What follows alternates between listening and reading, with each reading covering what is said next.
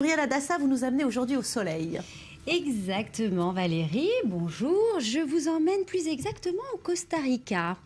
Et j'ai envie de vous parler du Costa Rica, non seulement pour le soleil, mais parce que j'ai envie de vous parler de bonheur.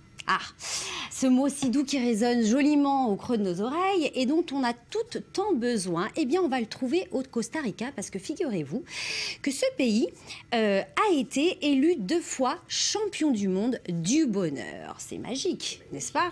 Alors là, j'ai envie de vous dire pura vida. Pura vida. Quel accent! Oui, j'ai eu un beau professeur. Merci Mathieu.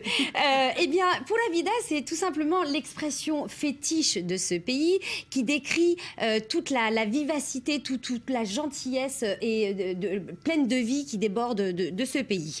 En fait, c'est une expression qui ne signifie pas simplement la pure vie, c'est une expression finalement qui ne se traduit pas, qui se vit et se pleinement. C'est une véritable philosophie de vie pour les ticos, qui est le diminutif des costariciens, et ils l'utilisent tous les jours pour vous saluer, pour vous bénir, etc. Bref. Bon, alors on l'a compris, bonheur, gentillesse des gens, tout ça évidemment ça donne envie, mais ceux qui ont besoin de sensations fortes, il y a ce qu'il faut là-bas aussi, hein, Muriel. Oui, ceux qui rêvent de vivre en tant qu'un Indiana Jones, eh bien c'est au Costa Rica qu'il faut y aller, puisque vous allez pouvoir jouer à l'Indiana Jones dans des véritables paradis sauvages.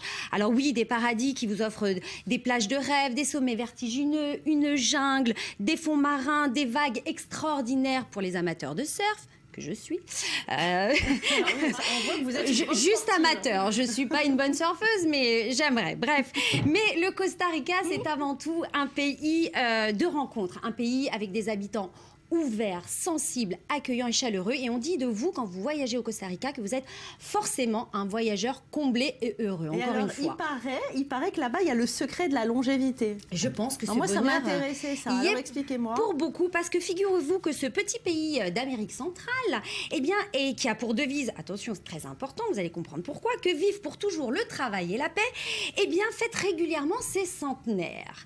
Alors, en fait, c'était un des rares pays au monde, comme la Grèce et le Japon, où l'on observe une longue longévité, on ne sait pas pourquoi. Partez, Yael, vous entendre avec beaucoup d'intérêt. Non, parce que vous savez qu'il paraît qu'il y a une fontaine de jouvence. Alors, est-ce qu'ils auraient trouvé cette fontaine de jouvence? Parce qu'effectivement, on découvre ces centenaires qui vivent accompagnés de leurs enfants de 90 ans. D'accord? Donc, il y a des sources d'eau chaude dues aux volcans. Donc, les volcans sont bien évidemment éteints, mais la lave ne coule plus, mais elle bouillonne encore dans les sous-sols, ce qui vous donne des bains à 40 degrés. Bref, ce qui fait que ces centenaires, peut-être s'y seraient-ils trempés dans ce bain de jouvence.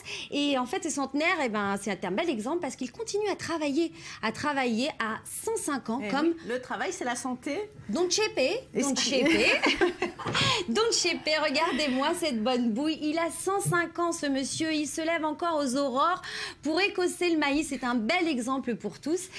Et il a des enfants de plus de 90 ans. C'est juste magique. Bon, Muriel, oui. merci beaucoup.